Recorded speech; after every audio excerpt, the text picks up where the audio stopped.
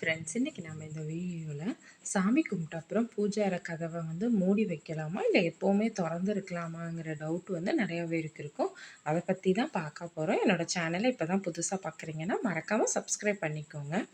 எப்போவுமே நம்ம காலையில் பிரம்ம முகூர்த்தத்தில் எழுந்திரிச்சு விளக்கேற்றி வழிபடுறது ரொம்பவே சிறப்பு வாய்ந்தது. முடியாதவங்க 6 மணிக்கு மேலே கூட விளக்கேற்றிக்கலாம். விளக்கேற்றிட்டு அதை நம்ம வீட்டில் இருக்கிறவங்க, ஸ்கூல் போகிறவங்க, காலேஜ் போகிறவங்க, அப்புறம் வேலைக்கு போகிறவங்க எல்லாரும் நல்லா சாமி கும்பிட்டுட்டு வெளியே போன பிறகு நம்ம கண்டிப்பாக நம்ம சாமி ரூமோட கதவை மூடிடணும் இல்லையா? நம்ம அதுக்கப்புறம் தான் பூஜைலாம் பண்ணுவோம்.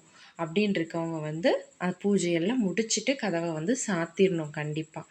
இல்லை எங்கள் வீட்டில் எப்போவுமே விளக்கு எரிஞ்சிக்கிட்டே இருக்கும், 24 ஹவர்ஸ் அணையா தீபம் மாதிரி இருக்கும் அப்படின்னா அவங்க திறந்து வச்சுக்கலாம். ஆனால் நம்ம வீட்டுக்கு வர்ற பெண்கள் எப்படி இருப்பாங்கன்னு தெரியாது, எந்த கண்ணோட்டத்தில் நம்ம சாமி அறையை பார்ப்பாங்கன்னு தெரியாது. அதனால் நிறைய திருஷ்டி கூட படலாம்.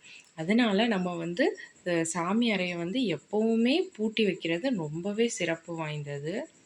காலையில் சாமி கும்பிட்டு முடிச்சுட்டு கதவை பூட்டிட்டு சாயந்தரம் அப்புறம் 6 மணிக்கு விளக்கேற்றும் போது கதவை திறந்து எல்லா பூஜைகளையும் பண்ணி முடிச்சுட்டு அதுக்கப்புறம் நைட்டு தூங்குற முன்னாடி கண்டிப்பாக சாமி அறை பூஜை அறையோட கதவை பூட்டியே ஆகணும். கண்டிப்பாக பூட்டிடணும்.